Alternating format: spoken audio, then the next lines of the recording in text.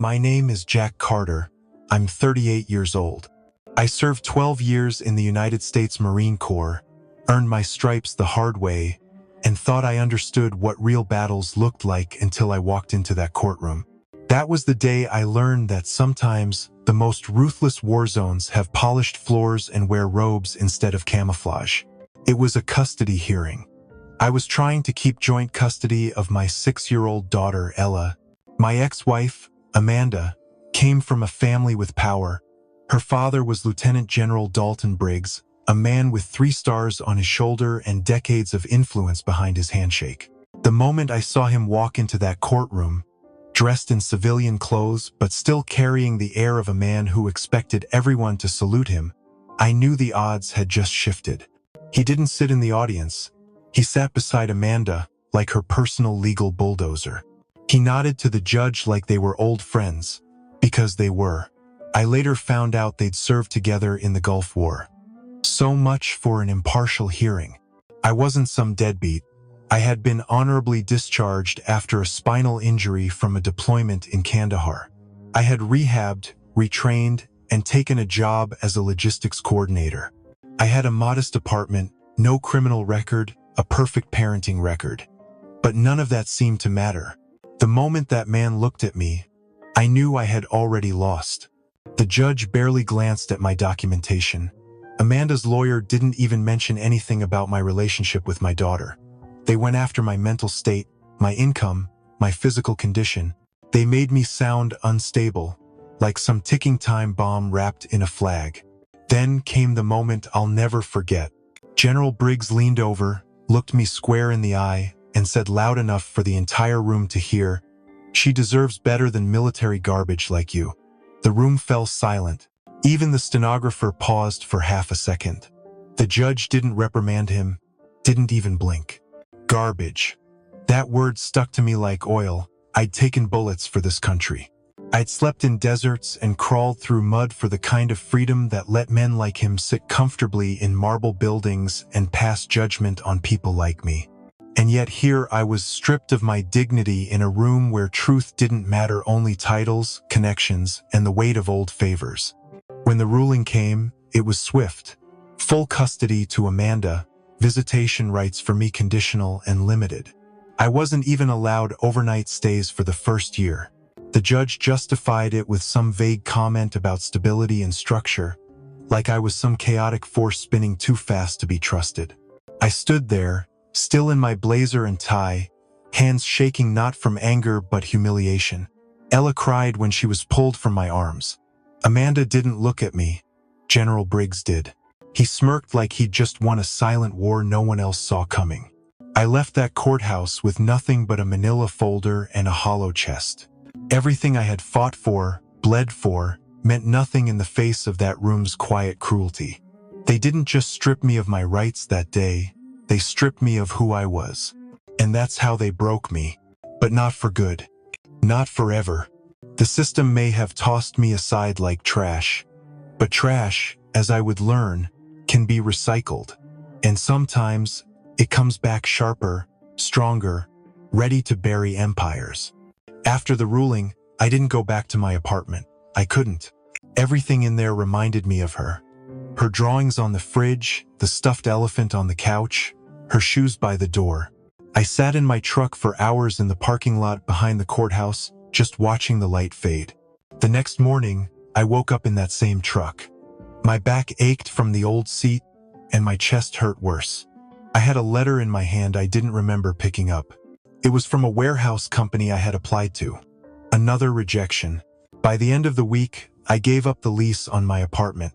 The savings I had were thinning fast, and I knew I couldn't afford to stay where everything hurt so much.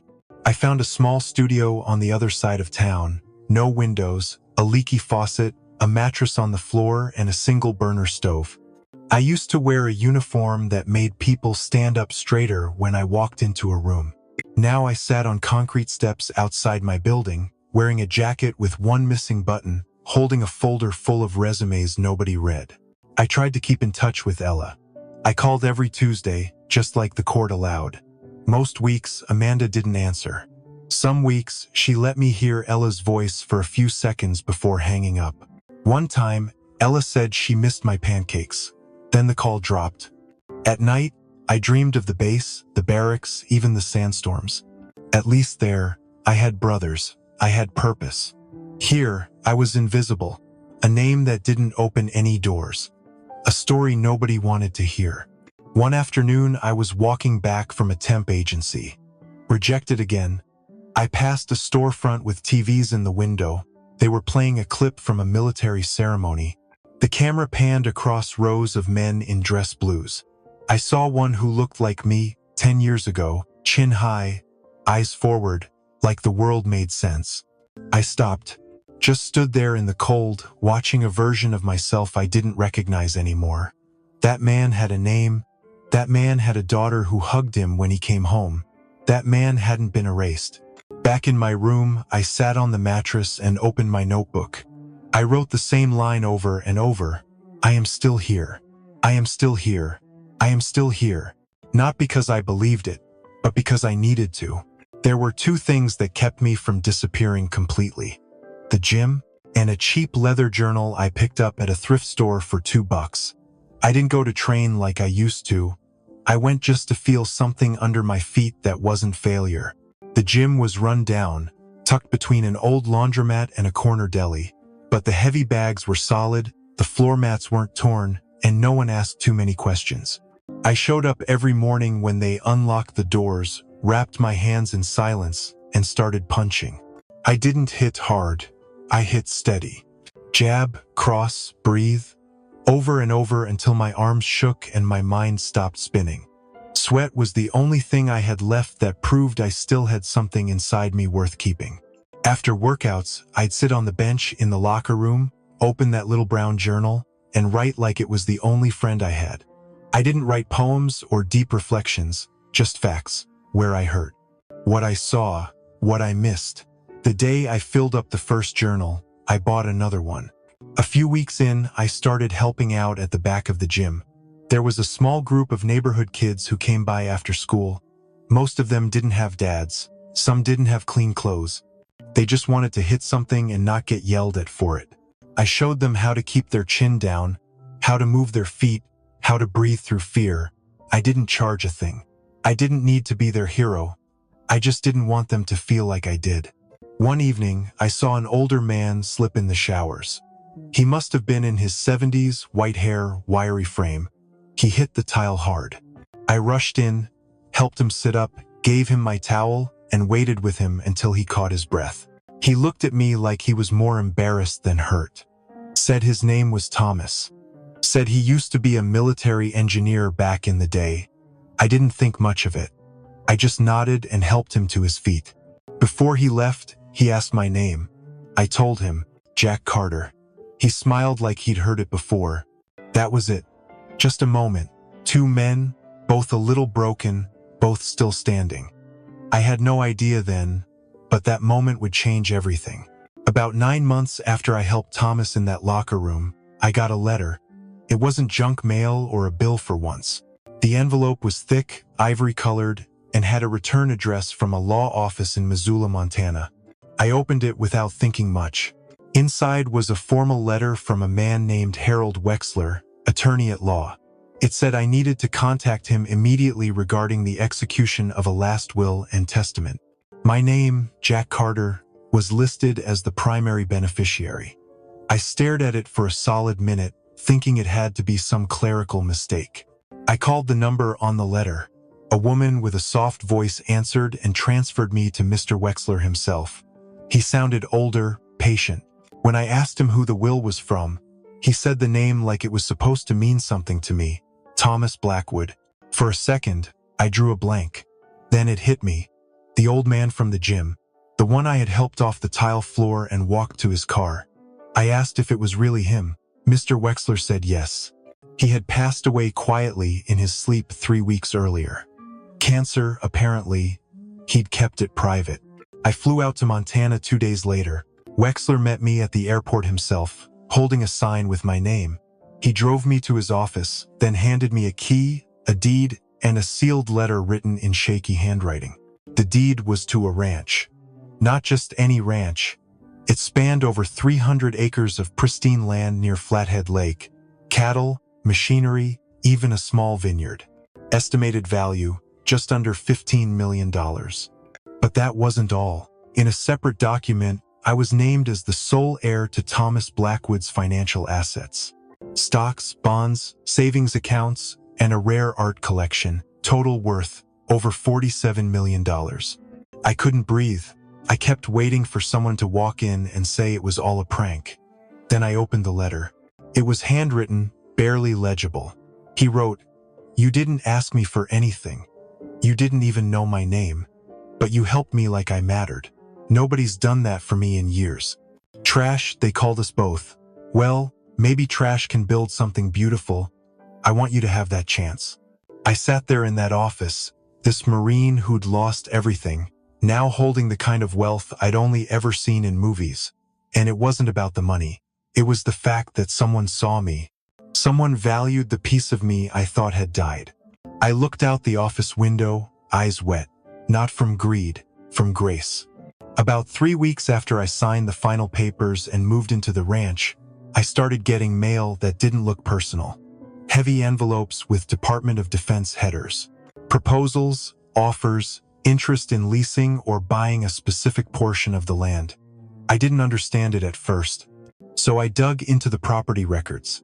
Thomas had owned that land for decades, and tucked into the northwest section was a ridgeline that bordered federal territory. That ridge, it turned out, was the final stretch needed for a long-proposed military expansion plan. A new communications center, a major command facility. The project had been stalled for years due to one landowner's refusal to sell. That landowner had been Thomas. Now, unknowingly, I held the missing piece. Without it, the expansion couldn't happen.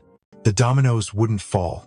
I got a call asking for a meeting. No details, just a request to discuss potential cooperation with the government.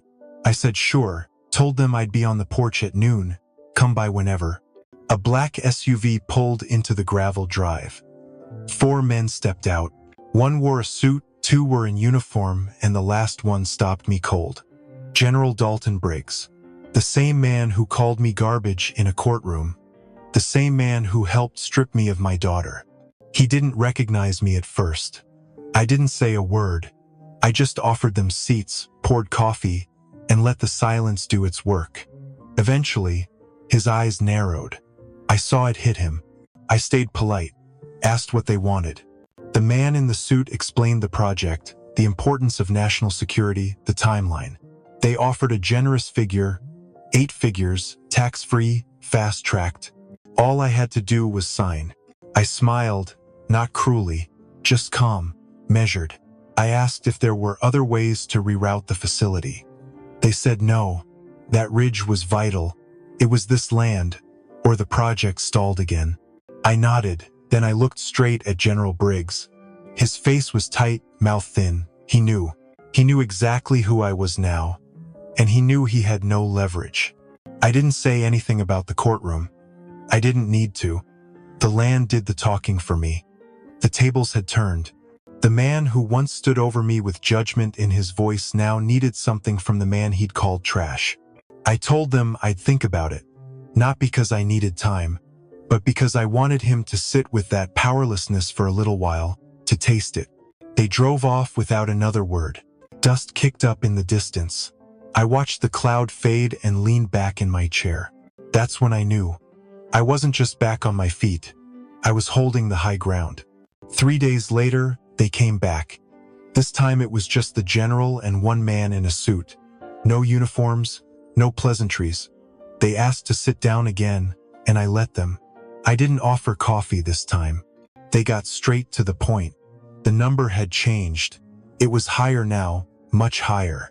A direct purchase offer with conditions that gave them exclusive, immediate access. They added a few lines about patriotism and duty, as if that still worked on me. I listened, let the words float past like wind. I wasn't interested in the money, not even curious. I leaned forward and told them I had one condition. Not for cash, not for favors. I said I'd hand over the land, no questions, no resistance, if the general stood in front of a microphone and said what he said to me that day in court, word for word, to the press. At first, neither of them reacted. Then the general laughed. It wasn't loud, it was bitter, a cracked little sound that didn't match his medals or the lines in his face. He said that wasn't going to happen, that what he said was a personal opinion, not meant for public apology. I nodded, got up, walked to the edge of the porch, and looked out over the hills. I told them I had nothing more to say, the deal was off, and if they ever came back with more money, the answer would be the same. The next morning, I called a lawyer of my own, a man named Ross Temple. He'd worked with veteran-focused nonprofits for years. I told him what I wanted to do. He paused when I explained it, then said he'd handle the paperwork personally. Within a week, I signed over full usage rights of the Northern Ridge to a foundation that builds rehabilitation centers for injured veterans. No sale, no rent. Just full, long-term access. The foundation released a public statement praising the gift and announcing plans to build a retreat for former service members battling PTSD. That move blocked the government's project for at least another decade. They couldn't evict a nonprofit supporting wounded warriors without causing a national scandal. The press picked it up. Senators called for reviews. The general's name came up more than once. I never spoke a word to the media, didn't need to. Let the paperwork speak, let the optics bleed. A few months later, I saw the headline, General Dalton Briggs retires amid controversy over land dispute. No apologies, no retractions, but no more stars either. It wasn't revenge. Not really. I didn't destroy anything. I just handed power to the people who deserved it. And I did it without shouting, without fists, without making threats. He once called me trash. But trash doesn't care about being liked, trash just stays. Survives, waits long enough to be useful. And I was. We were walking along the ridge just before sunset. Ella ran ahead, chasing her shadow across the gravel, her laughter rolling over the quiet hills. The air smelled like cedar and dust, and the sky was turning the color of rusted copper. I saw something shiny by the fence line. A crushed soda can, half buried in the dirt. I picked it up without thinking, turned it in my hand, then slipped it into my jacket pocket. Ella looked back and asked what I found. I told her it was nothing, just trash. She shrugged and kept running. I watched her go, her braid bouncing behind her. We reached the top of the ridge where the retreat was being built. The frame of the main hall stood tall against the sky. A few workers were still there, hammering in the last beams before the cold set in. I stood there for a while, hands in my pockets, feeling the weight of the can and everything it meant. Not long ago, this land was a battlefield of power. Now it was healing ground. And I didn't have to win a war to claim it. I just had to survive long enough to outlast the people who thought I couldn't. Ella came back and slipped her hand into mine. She didn't ask questions. She didn't need to. She knew who I was now. And more importantly, so did I. As we walked back toward the house, I glanced once more at the can in my pocket and smiled. Maybe trash isn't so useless after all.